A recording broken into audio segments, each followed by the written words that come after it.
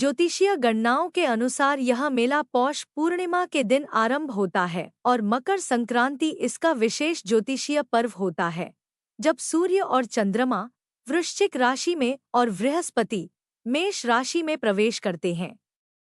मकर संक्रांति के होने वाले इस योग को कुंभ स्नान योग कहते हैं।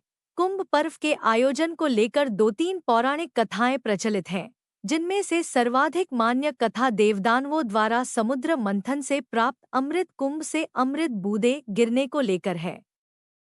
इस कथा के अनुसार महर्षि दुर्वासा के शाप के कारण जब इंद्र और अन्य देवता कमजोर हो गए, तो दैत्यों ने देवताओं पर आक्रमण कर उन्हें परास्त कर दिया।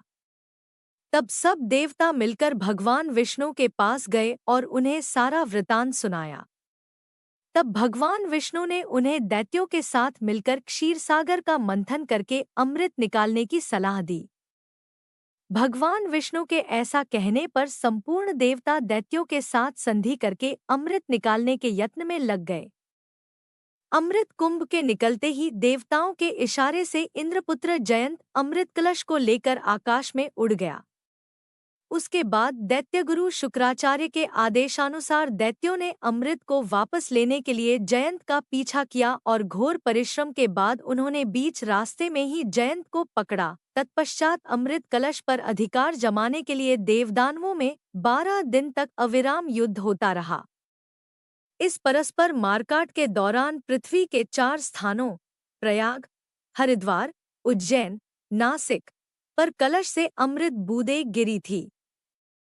उस समय चंद्रमा ने घट से प्रस्रवण होने से, सूर्य ने घट फूटने से, गुरु ने दैत्यों के अपहरण से एवं शनि ने देवेंद्र के भय से घट की रक्षा की कलह शांत करने के लिए भगवान ने मोहिनी रूप धारण कर यथाधिकार सबको अमृत बांटकर पिला दिया। इस प्रकार देवदानव युद्ध का अंत किया गया।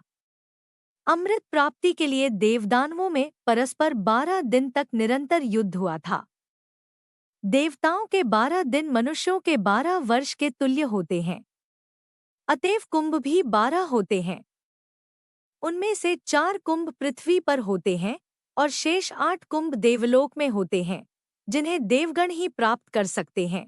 जिस समय में चंद्रादिकों ने कलश की रक्षा की थी, उस समय की वर्तमान राशियों पर रक्षा करने वाले चंद्र सूर्यादिक ग्रह जब आते हैं, उस समय कुंभ का योग होता है, अर्थात जिस वर्ष जिस राशि पर सूर्य, चंद्रमा और बृहस्पति का संयोग होता है, उसी वर्ष उसी राशि के योग में जहां जहां अमृत बूंद गिरी थी, वहां वहां कुंभ पर्व होता है। ज्योतिषीय गणनाओं के अनुसार कुंभ मेला हर 12 साल में ही क्यों लगता है? कुंभ मेला की तिथियां खगोलीय घटनाओं के आधार पर तय होती हैं। बृहस्पति ग्रह और सूर्य की स्थिति का कुंभ मेले से गहरा संबंध है। जब बृहस्पति ग्रह कुंभ राशि में प्रवेश करता है और सूर्य मकर राशि में होता है, तब कुंभ मेले का आयोजन होता है।